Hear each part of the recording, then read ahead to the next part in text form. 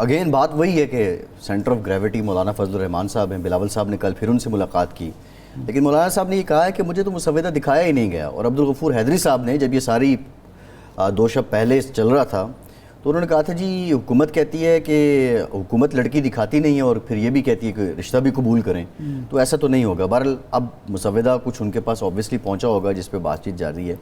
آپ سمجھتے کیا ہیں؟ کیا مولانا فضل الرحمان کے بارے میں حکومت جو ایک تاثر دے رہی ہے کہ ان کو یہ ٹاسک دیا گیا ہے کہ وہ آن بورڈ کرے پی ٹی آئی کو بھی، دیگر اپوزیشن کو بھی، کیا مولانا یہ کر پائیں گے؟ اور کیا جس طرح کی ترامیم اور مسودہ سامنے آیا ہے اس میں ہیں، حکومت کی طرف سے اس پہ کوئی فلیکسیبلٹی آئے گی، کوئی درمیانی راستہ نکلے گا کہ ایک ایسی ترمیم آئے جو پوری پارلیمان جس کو منظور کر رہی ہو، جس پہ سب کے کنسنسس ہے، یا پھر حکومت پھر ایک اٹیمپٹ کرے گی کہ عباس صاحب میں پہلے بھی عرض کر چکا ہوں اور کل وسیم سجاد صاحب نے بھی ہمیں یہ بتایا کہ آئین کا جو بیسک سٹرکچر کا اصول طے پا چکا ہے وہ یہ ہے کہ اسلامی جو شقیں ہیں، وفاقیت کا جو پہلو ہے، پارلیمانی نظام، عدلیہ اور انسانی حقوق، یہ 5 چیزیں ہمارے آئین کی بنیاد ہیں. ان کو 2/3 میجارٹی تو کیا پوری پارلیمنٹ بھی اگر تبدیل کرنا چاہے تو وہ نہیں کر سکتی اس آئین کے ہوتے ہوئے. اگر وہ چاہتے ہیں کہ پارلیمانی نظام نہ ہو، صدارتی نظام لانا چاہتے ہیں تو وہ پھر اس کو نئے سرے سے ایک نئی کانسٹیٹیوئنٹ اسمبلی لانی پڑے گی، الیکشن کرانے پڑیں گے. اگر وہ چاہتے ہیں کہ اس ملک میں انسانی حقوق ختم کر دیے جائیں، آرٹیکل 8 جو ہے وہ ختم کر دیا جائے، تو اس کے لیے آپ کو نیا آئین بنانا پڑے گا. یہ آئین میں آپ امینڈ نہیں کر سکتے. آپ چاہتے ہیں کہ اسلامی جمہوریہ پاکستان نہ رہے یہ، تو اس کے لیے آپ کو دوبارہ الیکشن میں جانا پڑے گا، اور اس بنیاد پر الیکشن کرائیں گے آپ کہ یہ پاکستان جو ہے، یہ ایوب خان کے دور میں بھی کوشش ہوئی، پرویز مشرف کے دور میں بھی ہوئی کہ صرف جمہوریہ پاکستان لکھ دیا جائے، نہیں مانی قوم. تو یہ جو ترامیم ہیں یہ بنیادی حقوق اس سے متصادم ہیں، عدلیہ کی آزادی اس سے متصادم ہے، عدلیہ کی آزادی سے یہ متصادم ہے.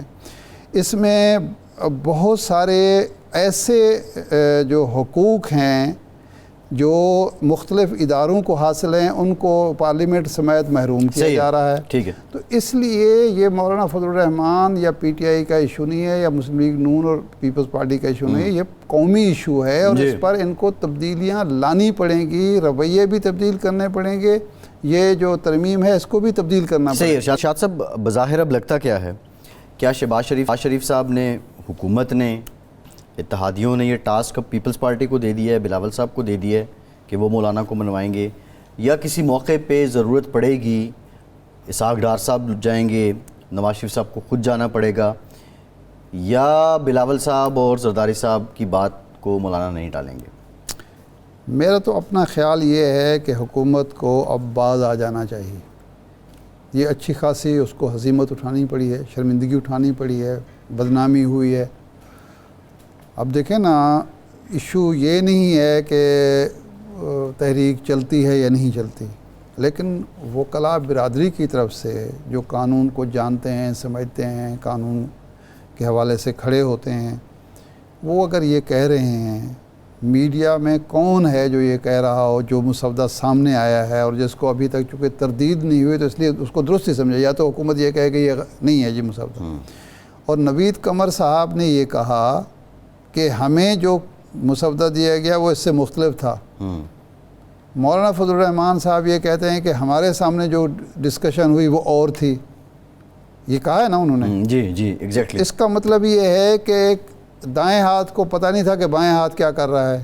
نہیں، اگر پیپلز پارٹی کو مسودہ اور دیا گیا، بعد میں اور لایا گیا، تو اب بلاول صاحب کیوں لیڈ کر رہے ہیں ساری کاز کو؟ نہیں، بلاول صاحب تو یہ کہہ رہے ہیں کہ جی ہم کوشش کریں گے کہ اس میں سے جو چیزیں قابل قبول ہیں ان کو قابل قبول بنایا جائے. وہ یہ کہہ رہے ہیں، وہ یہ تو نہیں کہہ رہے. نوید قمر کی گفتگو جو کل تھی، یا خورشید شاہ صاحب جو کہتے رہے ہیں، وہ پارلیمانی پارٹی میں جو گفتگو ہوئی ہے، وہ جو خصوصی کمیٹی میں جو گفتگو ہوئی ہے، یہ تو نہیں ہو رہا کہ پیپلز پارٹی اس سے مکمل طور پر، لیکن پیپلز پارٹی کی بھی تقریباً وہی مجبوریاں ہیں جو مسلم لیگ نون کی.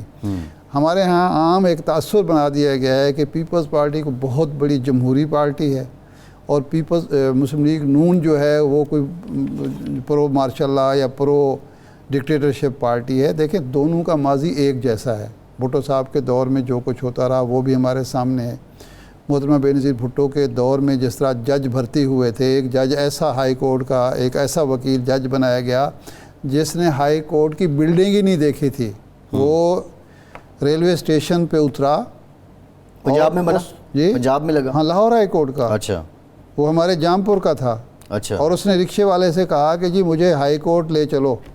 اس نے کہا جی مجھے تو نہیں پتہ نہیں کہ ہائی کورٹ کا ہے یار. اس نے کہا مجھے بھی نہیں پتہ بھائی. اب ایسے ایسے جج بنائے گئے, اور ایک موقع پر تو محترمہ نے یہ فرمایا کہ کاش کہ میں چیف جسٹس بنا دیتی جہانگیر بدر صاحب کو, تو وہ سجاد علی شاہ سے بہتر چیف جسٹس ہوتے ہیں. اور سجاد علی شاہ صاحب کو اس لیے چیف جسٹس بنایا سینئر ججوں کو بائی پاس کر کے کہ انہیں ایک فیصلہ جو دیا تھا اسمبلی نواز شریف صاحب کے خلاف, نواز شریف کے خلاف جو اسمبلی بحالی کا جو فیصلہ تھا, حق میں تھا, نواز شریف کے حق میں فیصلہ تھا. نا اس میں انہوں نے اختلاف کیا تھا. صحیح, اختلاف کیا تھا, تو اس کی وجہ سے وہ اوورال فیصلہ تو حق میں آیا تھا. حق میں آیا تھا. انہوں نے وہ تو اسمبلی توڑی بھی غلط گئی تھی نا, اسحاق خان نے غلط توڑی تھی. لیکن بعد میں لیکن اسی سجاد علی شاہ صاحب نے محترمہ کی اسمبلی کو توڑنے کو جائز قرار دے دیا. پہلے وہ کہتے تھے کہ یہ پنجاب کا اور سندھ کے وزیر اعظم کے ساتھ ایسا ہے, پھر وہ خود بھی انہوں نے کر دیا, اور اس کا اتنا نقصان ہوا 97 کے الیکشن میں. پیپلز پارٹی کو 3-4 دن پہلے فیصلہ آیا, وہ کمپین ہی نہیں کر سکے تھے. 2/3 لے کے آئی تھی, وہ 2/3 لے کے آ گئی. اور 2/3 کے بعد جو 2/3 کے بعد بھی سال بعد رخصت ہوگی 12 اکتوبر کو, میاں صاحب کو جو فیس کرنا پڑا وہ بھی ایک تاریخ کا حصہ ہے.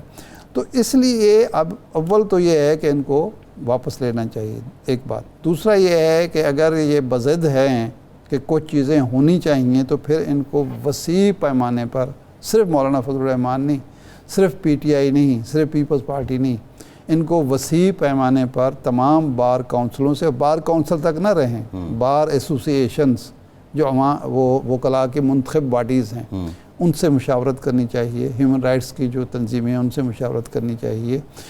دیکھیں آج دنیا بھر میں آزادیاں بڑھ رہی ہیں, پابندیاں ختم ہو رہی ہیں.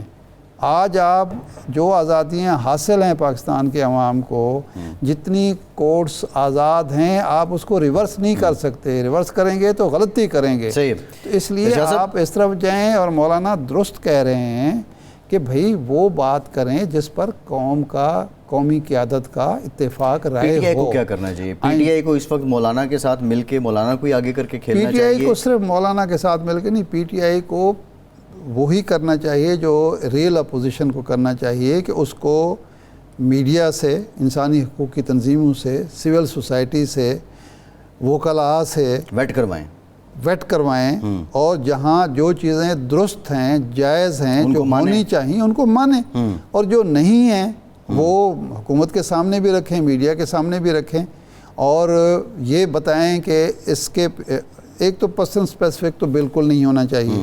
میرے خیال ہے جو کچھ ہو چکی ہے بحث, قاضی صاحب کو تو اب اعلان کر دینا چاہیے کہ جو بھی صورت ہو, میں تو کوئی عہدہ لینے کے لیے تیار نہیں ہوں.